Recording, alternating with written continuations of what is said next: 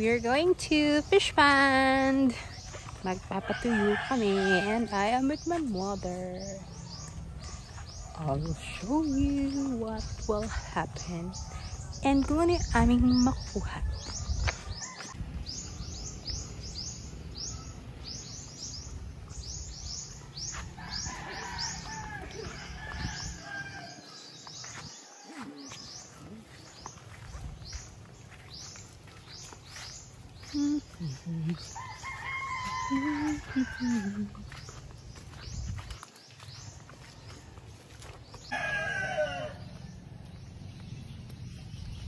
Oh, this is Nipa.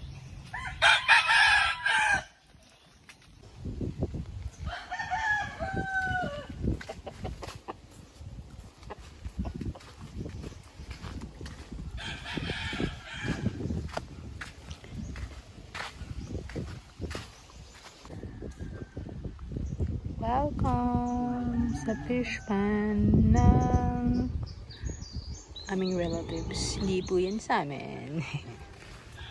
Papunta pa lang tayo doon. And yung aming papaya nagbunga na. Tapos meron mang isa doon, so sana magbunga din. Hinawanan mo yun, Ma?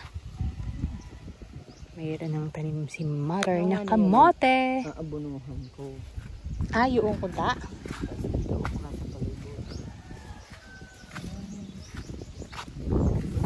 Nakalas 12 ka.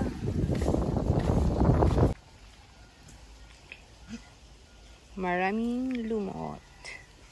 So, wala kasi siyang laman. That's why. Nana?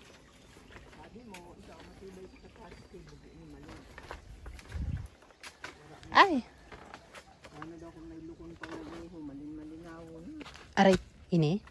Di ba din ka nagbibintol tas may sibad? Saan nakaagi? Anisin, malukunin. Malay mo. So, ito yung aming pinatutuyo and hopefully tumuyo siya. Pero ano pa, mamo? Kay pahubas pa. Pahubas pa man ah. Hubas sa pero hararumon. Kaya kung nabatog pa lang naman.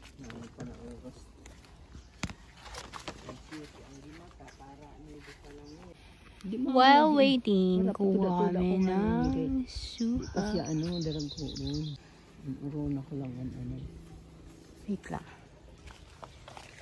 Aray ko, nakagat ako. Saray man lang.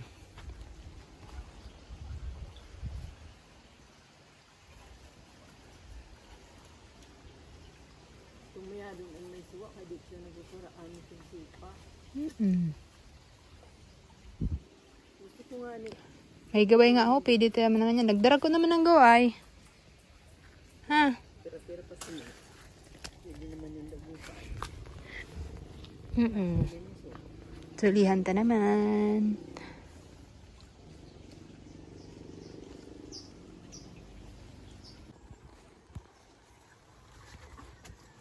May anis si Ada. May diferensya talaga. Kaya diri nagbubunga? O kay kaawat na sa na ano na malin. Ano na nga ni burod na kurti. Di nagluluwas. Ko nag-ano na ang mga ugbo. Iba na ang kulay.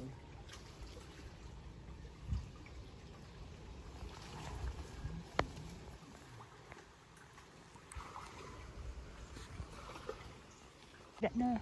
Basta? May mga impapahinog pa ako good din eh. Doon ta na yun, makakwaon. Kana na. Doon sa baba. Malin, tira ba ito kapidaso? Pwede, nakuha naman. So, mayroon kumuha dito, guys. Joke. Hindi, merong ewan ko, siguro dumadaan dito tapos nakita may mga bunga. Kinuha yung bunga, nakihati pa sa amin. Punta naman kami dun sa kabila. Meron pa kami doon. Basta?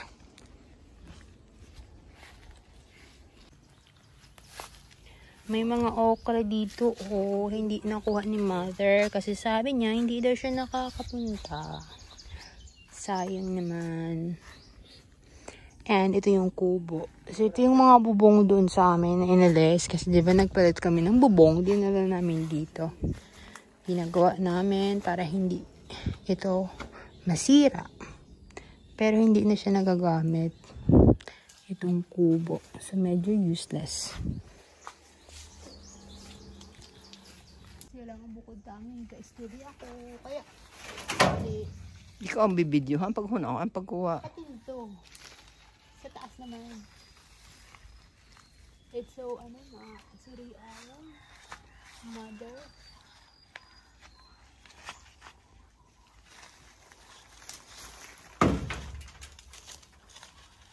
Nagtarang ka ang bunga. Yan? Bunga, o burak. Ito sa unang diyo.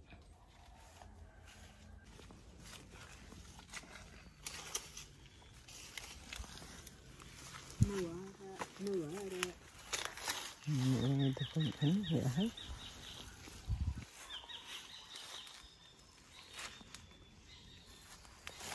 Wala na tayong suwa.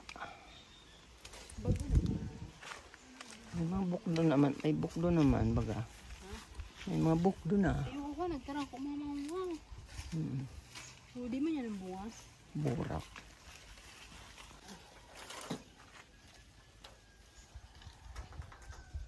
Tapos mama, ano makakukuha ko kay?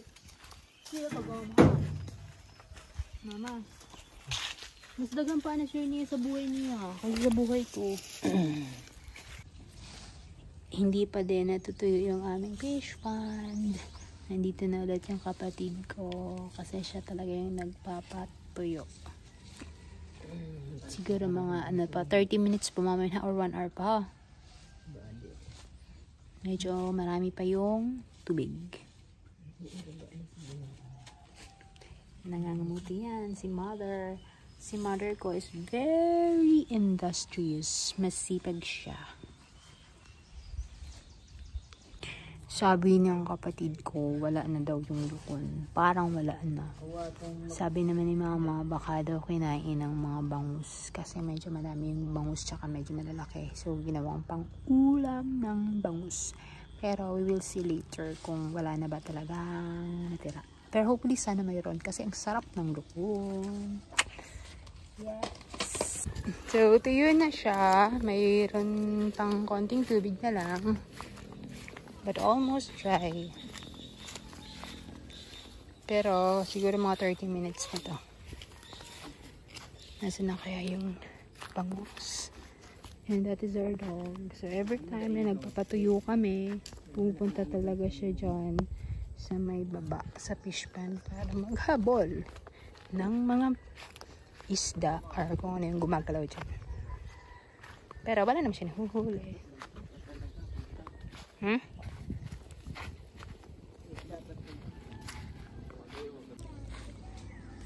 Baka daw hindi kami makapagpatuyo ngayon kasi yung tubig is mataas pa. So yan yung tubig. Although malabas pa naman sila, pero sabi ng kapatid ko baka hindi daw mahubos yung laman. Kaya parang useless lang din. So maybe hindi kami makapagpatuyo today.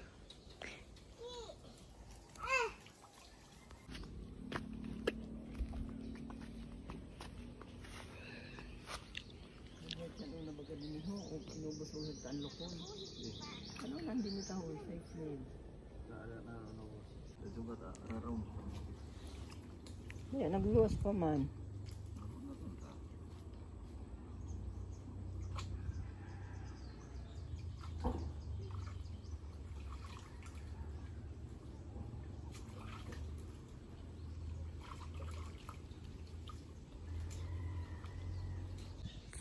Silo na sila isda. Mga maliliit pa yung lokong. Sabagahonin ka.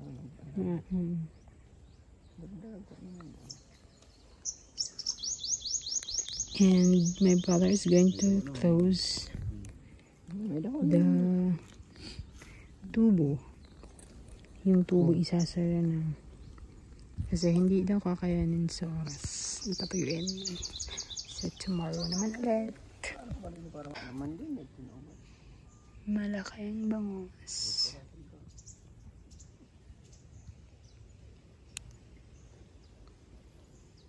Para natin sa electric po.